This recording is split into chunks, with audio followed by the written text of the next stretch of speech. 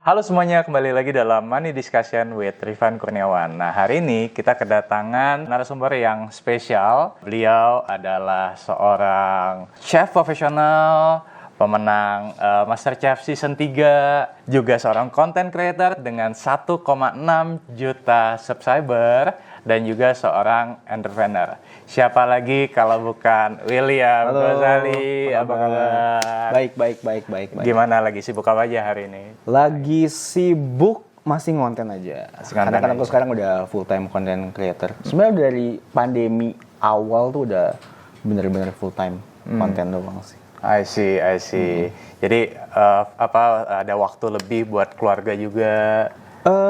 Hopefully, soalnya nggak juga sih.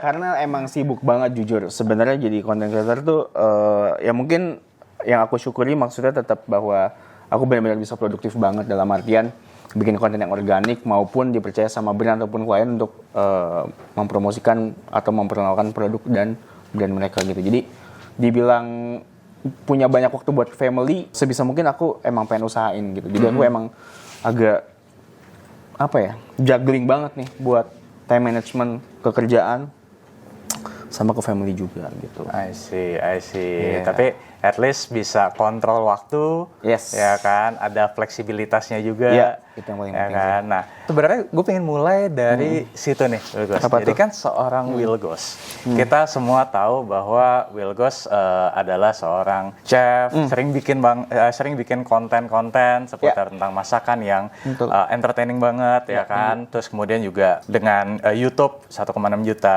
subscriber, ya kan? Mungkin teman-teman, wah pasti banyak banget nih, misalkan dari AdSense atau dari brand atau apapun. Nah, gue mungkin mau tanya mulai dari ketika misalkan seorang Wilgos mendapatkan income, what do you do with the money? Pertama, pendapatannya itu nggak boleh keluar lebih banyak yang didapat dari bulan itu. Itu satu dulu. Kedua, aku jujur masih lumayan agak jadul ya orangnya, dalam artian masih sebagian besar masih banyak di bank gitu. Tapi aku bisa bilang sekitar 10 to 15% aku taruh di saham, and then 10% yang masih nyangkut itu di kripto. Kripto, tolong aku! Jemput aku! Ada pasti ini juga ya di kripto ya?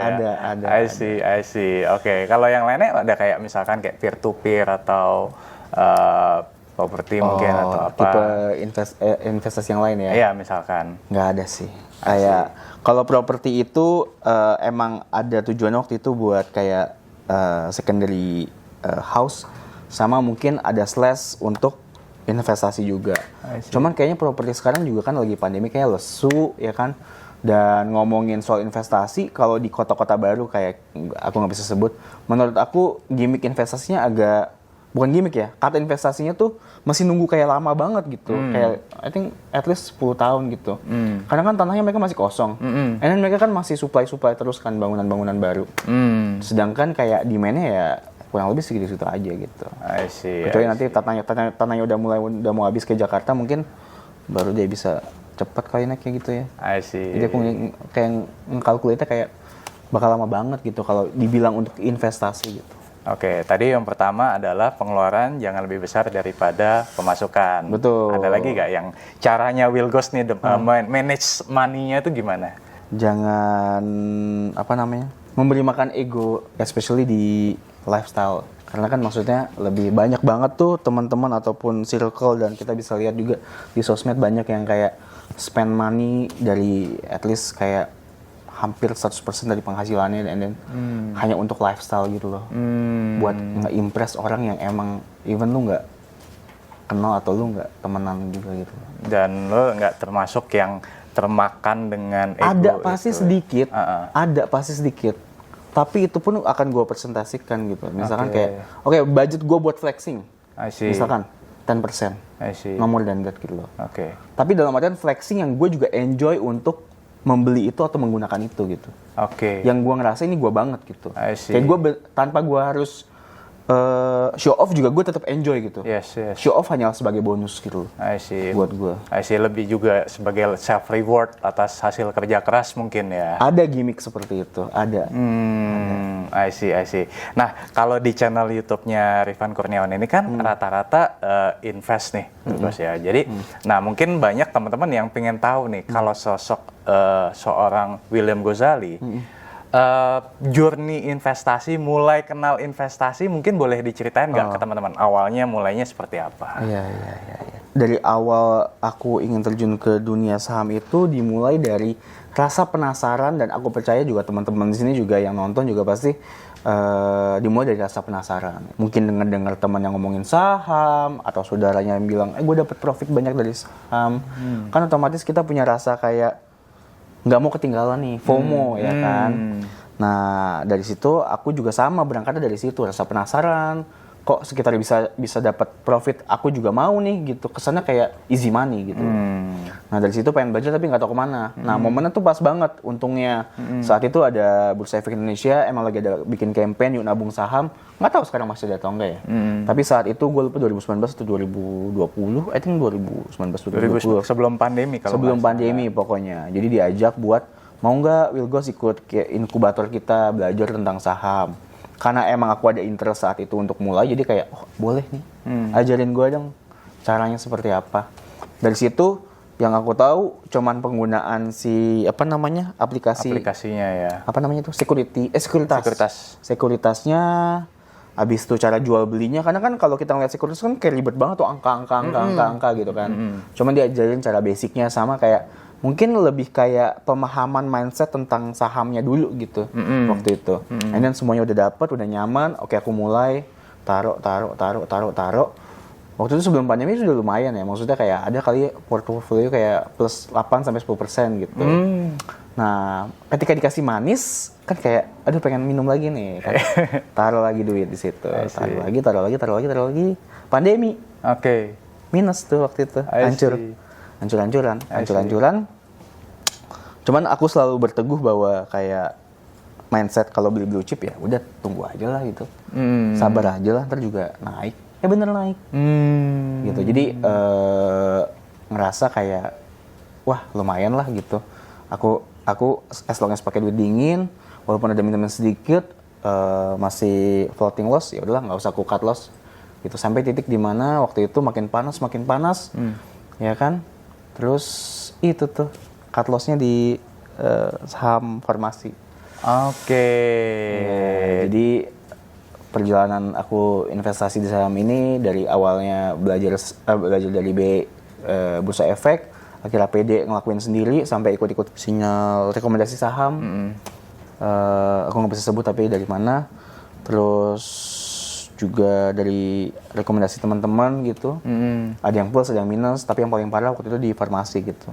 Oke. Jadi pernah ada cut loss juga di saham-saham farmasi. Ada. I see. Dan itu cukup besar. Cukup besar. I think minus 30 sampai 40%. Itu kalau nggak salah berarti pas waktu ada berita vaksin masuk ke Indonesia. Betul. Jadi kayak kan ada tuh list-listnya kayak ini distributor vaksin nih, namanya juga rumornya kan. Yes. Ya udah beli deh. Hari pertama presiden disuntik katanya juga bakal naik. Bukan bakal naik sih, cuman maksudnya kan kayak kesannya berarti kayak oh ini euforia vaksin digunakan nih guys. Yes. Beli. Nah, pas beli malah dihajar bandar. Oke. Iya, jadi ya begitulah jadinya. Tapi dari situ gue nggak berhenti tetap investasi. Menurut gue kayak justru lu perlu untuk minus biar lu bisa menjadi investor yang lebih wise. Lu jadi lebih ngulik, lebih penuh pertimbangan ketika lu mau invest ke sebuah emiten. Dan itu yang gue rasakan sekarang. I see. Gitu. Oke. Nah, mungkin teman-teman di sini penasaran nih, kalau seorang Wilgos sendiri ketika investasi gitu ya, lebih ke yang mungkin kalau kita bicara profil risiko dulu deh. Seorang Wilgos termasuk yang risk moderate, risk konservatif, atau justru risk agresif nih? Gue kayaknya moderate. Moderate ya. Karena kan gue bukan kayak full time sebagai investor yang tiap hari ngebuka dan ngelihat data banget dan Yes. grafik, technical atau apapun itu deh gitu. I see. Jadi gue lebih yang kayak nyarinya pasti yang kayak mungkin kalau sekarang perbankan dan kalau bisa blue chip gitu. Jadi lebih cari yang aman-aman aja sih gitu. Oke. Even kayak minus-minus juga gue kayak nggak ngerasa kayak gue bakal cut loss. Gue bakal tetap tungguin dia gitu. Karena gue tahu dalam perjalanan investasi gue dari awal sampai sekarang selama-lamanya dia minus nggak nyampe setahun, and then hijau lagi. Iya. And then abis itu baru gue take profit. Jadi gue lebih tipenya kayak sekarang tuh kayak mungkin swing trader namanya. I see, swing trader. Jadi kayak per tahun pasti gue take profit. Oke. Dan kemudian setelah di taking profit tadi akan cari saham lain lagi gitu ya yang Kadang enggak, gue Nggak cuma ya? ngincer dia doang. Jadi lu punya saham-saham tertentu yang jadi jagoan. Betul, gue tinggal tunggu dia jatuh aja udah. Ah. Karena menurut gue sebagus-bagusnya saham dalam setahun pasti udah minus 10%. Dan itu chance gue untuk kayak gue akhirnya beli gitu. Dan I ketika see. gue beli pun, gue nggak akan langsung gitu. Misalkan gue udah siapin nih emang dananya untuk let's say 1 juta untuk invest. Ya gue akan belinya per 200.000, 200.000, 200.000, 200.000. Jadi kayak dicicil gitu. Dicicil dalam minggu itu menurut gue kurang lebih dia bakal turun dikit, naik lagi dikit, turun lagi ya. I don't know lah, pokoknya gue cicil. Seenggaknya kalaupun dia makin jatuh, gue masih bisa untuk average down, Oke, tipis-tipis ya nggak? Oke. Kalau langsung diceburin kan kayak makin turun, ya Udah nggak ada Udah nggak ada amunisi, peluru, udah nggak ada betul. peluru lagi, Iya. ya kan. Nah, tapi gue penasaran tadi yang Wilgo sempat cerita soal saham farmasi.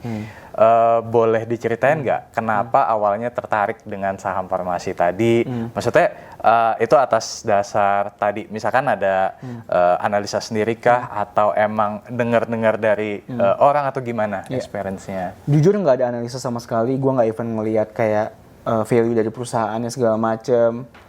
Lebih benar-benar dari rekomendasi si sinyal yang gue coba untuk ikutan sama mungkin main feeling ya. Itu udah salah banget sih. Feeling, kenapa main feeling? Karena ada satu emiten juga yang gue pakai feeling dan juga ngelihat news. Jadi 2 indikasi itu yang ngebuat gue untuk beli, dan plusnya gila banget waktu itu. I think around 25% lebih gitu. Dan keuntungan, dan gue udah take profit 2 kali bahkan. Sampai gue udah take profit, dia masih terus naik, gue beli lagi. Oke. Dia naik lagi. Oke. Beli lagi, jual lagi kan, udah profit. Nah, abis itu dengan cara yang sama gue aplikasikan juga di saham farmasi. Oke. Sayangnya nggak beruntung Oke. dan malah minus gitu. Jadi keuntungan yang itu nutupin minus yang farmasi. Oke. Mungkin itu karena satu kan kalau kita tahu saham farmasi kan naiknya udah gila-gilaan pas 2020 kan. Jadi kayak secara valuation-nya mungkin udah mahal banget. Iya. Ya kan, dan mungkin ketika itu lebih ke bad momentum aja ya ketika Wilgos masuk ke saham farmasi tersebut ya. I think so. Kalau misalkan Wilgos sendiri invest, family juga ikut dukung atau keputusan invest itu ada di Wilgos sendiri atau gimana? Bokap aku tuh konservatif banget dan anti banget sama saham dan dunia investasi yang di pasar modal gitu ya. I see. Karena menurut dia mungkin berangkat dari saudara-saudaranya yang terlalu ambisius gitu. Dalam artian gini, jadi pakai duit panas buat diinvestasikan dan diperjualbelikan gitu. I see. Sehingga banyak yang kayak tiba-tiba bisa dibilang loss banyak gitu. Jadi dia melihat itu adalah sebuah judi karena spekulasi kan jatuhnya. Dan dia selalu bilang ke aku kayak pokoknya jangan sentuh gitu. Tapi ada satu quote yang aku suka dari bokap aku. Jadi itu untuk menyeimbangi aku biar nggak, maksudnya saham ini adalah sebagai tempat aku untuk ibaratnya apa ya? Ya berinvestasi, bukan main job gitu. Namanya investasi gitu kan, bukan main job. Jadi aku nggak mau terlalu fokus banget di sini gitu. Oke. Mungkin kalau aku fokus mungkin akan bisa menghasilkan gitu. Dan dari situ pun akhirnya gue mutusin bahwa ya gue tetap bakal nabung di saham, nyicil, nge-invest, tapi gue nggak akan seambisius yang sebelumnya gitu. Oke. Karena gue ngerasa gue juga mulai terombang-ambing psikologinya dan gue nggak suka banget ketika ada, walaupun gue tahu tuh duit dingin, tapi kalau ngeliat minus walaupun tuh floating kayaknya Tetap aja ada rasa iya, insecure-nya gitu. I see. Iya. Cuman menariknya adalah ketika lu udah terjun lumayan lama, gue nggak bilang lama banget lah ya, pokoknya kan 3 tahun lah ya, Iya. di dunia pasar modal ini. Mungkin awal-awal light minus tuh deg-degan, Iya. tapi kalau sekarang kayak udah bodo amat gitu. Oke. Karena gue tahu, gue yakin dia bakal rebound. Iya. Iya. Selama emiten yang gue pilih ini adalah, gue yakin untuk long run dia tetap bakal sustain, dia bakal aman gitu. Jadi gue nggak akan worry sih gitu. Mau ada bandar, mau ada enggak, Oke. mau ada apapun itu, gue ngerasa kayak in the next 10 years dia bakal tetap ada, dia bakal tetap exist, dia terus berinovasi. Ya. Ya udah, sisanya tuh cuman ya udah up and down. At the end of the day, selama up and down-nya secara overall grafiknya tetap ke atas, ya udah. I see. I see. Mungkin karena pakai duit dingin juga kan, jadi kayak gitu. Nah, itu sih tadi yang gue mau soroti. Mungkin yang bisa dipelajari yang pertama itu tadi adalah Wilgos investnya pakai uang dingin. Iya. Yang mungkin kalau misalkan dalam beberapa waktu tertentu sahamnya turun, tidak akan affect bisnis, tidak akan affect family. Oh iya. Ya kan, mungkin itu satu. Itu penting banget sih ya. Ya, itu penting banget kan ya. Kemudian yang kedua tadi yang gue coba tangkap adalah Wilgos juga yakin dengan saham pilihannya. Betul. Ya kan, jadi justru ketika harga sahamnya turun, malah Wilgos tadi akan cicil beli lagi. Ya. Seperti itu ya. Iya. Nah, tapi menariknya adalah tadi kan Wilgos sempat cerita dari sisi bokap. Nah, kalau dari sisi istri, ada waktu itu ketika misalkan sempat loss gitu ya. Sempat ada beda pendapat atau apa gitu nggak? Iya. Mungkin karena istri aku tuh kurang tertarik juga dengan dunia saham. Jadi dia ibaratnya nggak mempermasalahkan aku untuk coba dan belajar ke arah sana. Cuma dia selalu bilang kayak, ya jangan sampai nggak terkontrol aja. Gitu. Dan aku juga ngelarang dia buat ikutan. Kenapa? Karena ya biarkan aku aja gitu. Toh duit kita kan gabung. Gitu. Jadi biarkan aku aja yang mencoba untuk mengolah ini di pasar modal gitu. Jadi dari dia sih nggak yang fully support, tapi nggak yang melarang banget juga. Oke. Gitu. Oh, jadi ada posnya gitu ya. Betul. Ada posnya. Oke. Nah, tapi kalau dari sisi Wilgos sendiri nih sepanjang 3 tahun perjalanan di dunia investasi gitu ya. Wilgos sendiri untuk dana investasinya ini apakah ada tujuan tertentu yang ingin dicapai? Contoh misalkan memang dana investasinya ini nanti untuk dana pendidikan anak atau misalkan nanti untuk kalau misalkan nanti pensiun atau apa. Nah, kalau dari sisi Wilgos sendiri gimana tuh? Jujur belum ada ya, karena kan aku emang make dana aku tuh buat lebih kayak investasinya yang swing tadi gitu kan. Jadi emang segala profitnya tuh aku pakai lebih kayak buat memenuhi lifestyle aja sih. Oke. Iya, mainly because mindset aku adalah aku mempersiapkan dana pensiun ataupun dana pendidikan anak itu dari kerja, bukan dari si nabung di saham ini. Oke. Jadi yang nabung saham ini aku anggap sebagai kayak duit traveling. Duit bonus kalau misalkan mau travel, kayak misalkan tahun ini plusnya segini dari saham. Oke. Ya, berarti ini budget buat traveling gitu. I see. Tapi tetap untuk tujuan tadi misalkan kayak pendidikan anak atau apa, untuk dana pensiun itu dari main jobnya tadi ya. Iya, gitu udah posisikan. Nah, kenapa alasan aku nggak kelola duit dana pensiun yang lagi aku cicil dan dana pendidikan anak nggak aku mau kelola? Atau aku investasikan, karena aku nggak pengen ada rasa insecure ketika itu minus. Jadi biarkanlah itu pure duit dingin gitu. Walaupun memang kita bisa bilang duit investasi dan duit pendidikan anak dan duit pensiun ini adalah di area abu-abu gitu. Kan ini kan bukan duit yang aktif, lebih kayak pasif, karena dalam artian kayak ya gue belum waktunya pensiun, duit tapi dananya udah mulai disiapin gitu kan. Which sebenarnya bisa dibilang dingin juga gitu. Cuma lebih baik aku nggak terlalu paksain buat masuk ke saham. Tapi itu kan preference aku gitu. Ya. Bukan berarti ini yang paling benar dan paling baik gitu kan.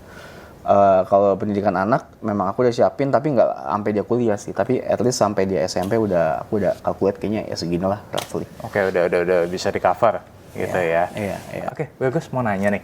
Kalau Wilgos sendiri kan awal tadi cerita 2019 berangkat dari ketika diajak sama bursa, ya kan. Nah, kalau Wilgos sendiri latar belakang kan berarti non ekonomi, betul ya?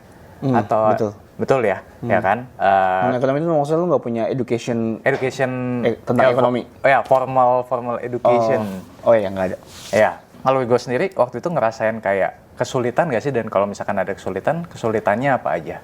Yang sulit itu dari ini ya, sekuritas. Bukan di sekuritas ya, tapi aplikasi untuk kita mengolah dana di pasar modal itu kan grafik angkanya tuh terlalu banyak banget tuh indikasinya. Terlalu kompleks. Terlalu kompleks, betul. Jadi mungkin pertama di situ tuh untuk memahami apa maksud dari kata-kata ini gitu loh.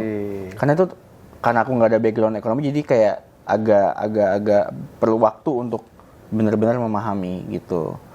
Terus yang kedua adalah pasti cara mengoperasikan si aplikasinya tersebut, karena kan ini ngomongin soal duit ya. Iya. Jangan sampai kayak tadinya harusnya mau beli di angka segini malah jadi kayak beli now kan malah jadi kayak salah. Nah, hal-hal seperti itu yang menurut aku perlu lebih pay attention kan, dan pelan-pelan lama-lama bisa gitu. Yang berikutnya lagi kesulitannya adalah sebenarnya lebih kayak kadang tuh ada keinginan untuk bisa atau mau memahami soal technical ataupun menghitung evaluasi lebih detail segala macam gitu kan. Walaupun kadang gampang untuk mendapatkan informasi tersebut di YouTube, gue yakin juga maksudnya lo udah sharing banyak soal cara melihat atau mempelajari hal tersebut gitu kan.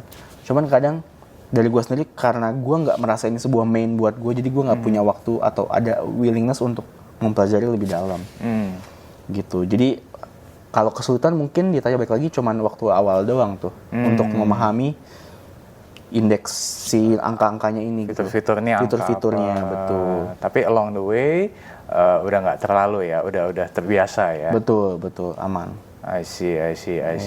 Nah, kalau misalkan Wilgos sebagai seorang investor juga bisa dikasih kesempatan nih, misalkan supaya dunia pasar modal di Indonesia nih lebih baik atau lebih maju ke depannya. Suara apa atau message apa yang pengen Wilgos sampaikan? Iya. Ya, terkait dengan harusnya seperti ini nih.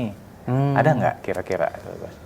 Kayaknya sih yang pertama pasti kalau kalian ingin terjun ke dunia saham, udah pasti uang dingin tuh udah wajib banget ya. Mau itu cuman kayak 1 juta kayak 2 juta, kalau emang cuman segitu budgetnya ya belajarlah dari 2 juta itu gitu. Terus kalaupun kalian plus, ya jangan jadi terlalu bersemangat sampai menggunakan dana panas untuk dicemplungkan juga. Menurut aku tuh kurang wise. Dan kalaupun kalian minus, jangan berkecil hati dan ngerasa kayak udah rugi gitu. Menurut aku nggak juga gitu. Saham tuh lebih stabil lah ketimbang kripto ya. Karena kripto sampai sekarang pun aku minus banyak banget gitu. Sedangkan di saham itu jujur dari awal perjalanan sampai sekarang tuh lebih ke plus sih.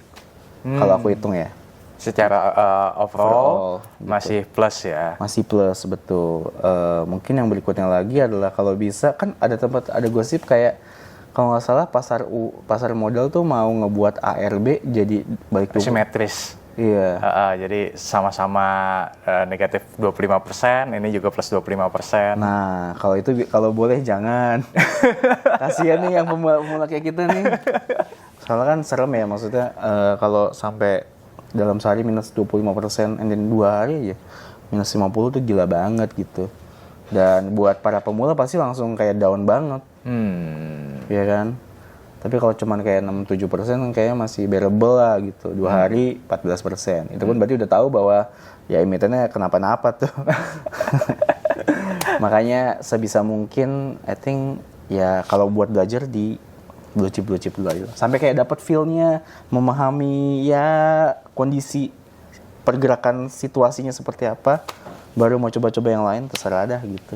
I see. Jadi buat yang teman-teman yang modalnya masih terbatas, start from small dulu. Iya. Start from small dulu, kemudian juga tadi pelajari emiten yang dikuasai dulu, ya kemudian tadi kalau buat mungkin untuk regulation, tadi Wilgos kalau bisa jangan ARB simetris. Iya, itu mengerikan sekali. Mungkin waktu gue terjun ke dunia saham ini udah langsung minus, maksudnya dimulai dari minus 7% atau sempat minus 25 ya? Maksudnya kalau 2019 ya. 2019 itu masih simetris, masih simetris. Iya. Jadi mulai 2020 ketika pandemi mulai tuh dibikin ARB batas bawahnya -7. Oh, iya. Itu gila sih. Nah, kalau gue juga tertarik gini, kan Wilgos sekarang udah punya anak juga, ya kan, ada Ayako, ada Keiko, ya kan. Nah, kalau Wilgos sendiri udah mulai ngajarin kayak pendidikan tentang keuangan atau apalah, mungkin nggak yang berat-berat dulu ya pastinya ya. Maksudnya kayak hal-hal atau tips-tips apa aja sih yang Wilgos udah mulai coba ajarkan nih ke anak-anak? Iya. Kalau aku mungkin karena masih umur kecil banget, 3-5, jadi cara ngajarin tentang uang tuh bukan lebih ke nominal tapi lebih ke fungsi gitu. Lebih kayak, ya kalau kamu mau punya mainan, ya harus dibayar dengan uang. Uang itu apa ya? Alat bayar gitu. Jumlahnya berapa, ya mereka masih kadang suka bingung gitu. Intinya, mereka tahu untuk beli sesuatu, makanan, cemilan, mainan, butuh uang. Dan cara dapat uang seperti apa? Salah satunya dengan bekerja gitu. Tapi aku bilang, ya kalian masih jauh gitu. Cuman seenggaknya, kenapa aku sampaikan poin tersebut, biar dia lebih menghargai apa yang dia punya. Dalam artian buat dapetin sesuatu itu nggak gampang, nggak cuma minta dapat gitu, tapi ada harus yang dibayar dengan tenaga, dengan uang atau dengan waktu. Gitu, jadi lebih kayak secara fungsinya gitu lah. Oke. Nah, kan sekarang nih ada banyak nih yang orang tua udah mulai kayak nabung saham atau beliin saham buat anaknya, ya kan. Nah, kalau Wilgos sendiri ada rencana nggak misalkan untuk tadi nih, untuk misalkan kan tadi mempersiapkan tabungan pendidikan buat Ayako dan Keiko. Nah, kalau Wilgos sendiri rencananya ke depan seperti apa? Kalau aku mungkin tipe yang agak jahat ya, dalam artian aku nggak akan mempersiapkan segala sesuatu buat anakku dalam hidup dia gitu. Aku hanya sebatas kayak pendidikan, makan, tempat teduh gitu. Sisanya ya you have to earn it gitu loh. Kerjain, dan ketika itu dapat ya it's yours gitu. Jangan malah nungguin buat dikasih gitu, lebih kayak nyari sana lu gitu. Jadi intinya biar anak juga mandiri, betul, tidak terlalu bergantung, betul, dan dia bisa punya tanggung jawab. Betul, karena itu value itu yang diberikan sama bokap gue sih. Kayak gue tuh dari umur SMA tuh udah, kalau beli gadget tuh dari tabungan sendiri gitu. Dalam artian kalau lu nggak punya duit ya lu nggak punya gitu. Ya nggak bisa beli. Nggak bisa beli. Lu kalau mau punya ya cari sendiri duitnya gitu. Dan menurut gue itu yang membuat gue punya jiwa hustler sampai detik ini gitu. Walaupun kata hustler itu zaman sekarang orang banyak yang nggak suka juga, katanya terlalu toksik lah, kayak apa-apa dunia ini kenapa harus semua yang dicari itu materi gitu. Ya menurut gue baik lagi ke sudut pandang gitu, dalam artian ya kalau lu punya sudut pandang seperti itu ya terserah gitu. Tapi gue juga nggak akan mengucilkan diri gue ketika gue punya spirit untuk hustling gitu, karena ya itu value yang tertanam dalam diri gue gitu. Gitu. Jadi kadang gue suka, dulu tuh sempat gue kayak bukan mempromosikan tapi lebih kayak menyuarakan banget gitu, maksud kayak ya it's good being a hustler gitu. Cuman banyak juga yang kayak toxic gitu, maksudnya kayak apa-apa harus materi banget yang dikejar gitu. Tapi pas gue lihat, ya elah masih bocah, belum basic sendiri. Nanti kalau lu tau apa sih gitu. Tunggu lu basic sendiri, lu expenses semua ditanggung di lu gitu. Baru lu boleh ngomong gitu. Kalau enggak kayak ya tapi karena gue kayak lebih kayak nggak perlu dibales gitu. Iya, udah leave it aja. Leave it aja. Iya. Nah, mungkin sebelum kita tutup nih, Wilgus mungkin ada message atau closing statement atau tips-tips nggak yang mungkin mau disampaikan buat teman-teman yang saat ini mungkin lagi juga tadi pengen hustling, ya, atau juga teman-teman yang saat ini juga mungkin baru belajar invest. Ada nggak message-message yang pengen disampaikan ke teman-teman? Silahkan. Ini selalu mungkin udah disampaikan juga sama setiap creator atau setiap orang yang udah di titik dimana punya banyak audience gitu ya, kepada banyak orang yang pengen jadi kayak content creator atau punya presence di sosial media gitu kan, dan mereka tuh suka kayak holding back untuk nge-upload kontennya gitu, mungkin karena malu, mungkin ngerasa kurang bagus, mungkin kayak ngerasa nanti nggak ada yang nonton atau apa gitu.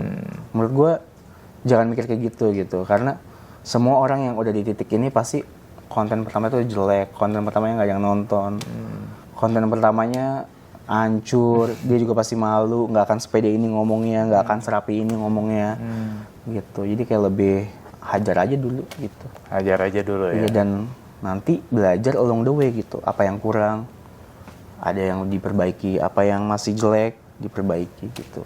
Oke, kalau mungkin buat teman-teman yang tadi hustler, kalau untuk yang teman-teman yang lagi invest nih, ada tips-tips mungkin yang pengen disampaikan? Ya, pertama jangan pinjol, kan. Nah, kalau pinjol itu namanya gaya lubang tutup lubang dan stupid. Kalau memang nggak ada dana buat investasi, ya berarti artinya belum bisa gitu. Jadi kayak kalau emang hanya harus mendapat gaji dan menutup kehidupan, biaya hidup dengan gaji doang, dan emang nggak ada spare buat diinvest, ya jadi dipaksain gitu. Once udah ada, ya gunakan duit itu dengan lebih bijaksana, dalam artian lakukan yang emang lu paham gitu. Kalau kripto nggak paham jangan. Kalau saham lu paham tapi cuman beberapa emiten yang lu emang ngerasa yakin, buat lu yang knowledge-nya masih di bawah gitu kayak gua, ya itu aja gitu yang lu invest. Jangan yang kayak emiten baru IPO and then lu hajar gitu kan. Menurut gua kurang wise gitu. Tapi yakinilah apa yang lu invest itu yang ngebuat lu ngerasa lebih aman gitu. Lebih ngerasa kalau dia minus pun lu nggak deg-degan gitu. Nah, dicatat ya teman-teman ya.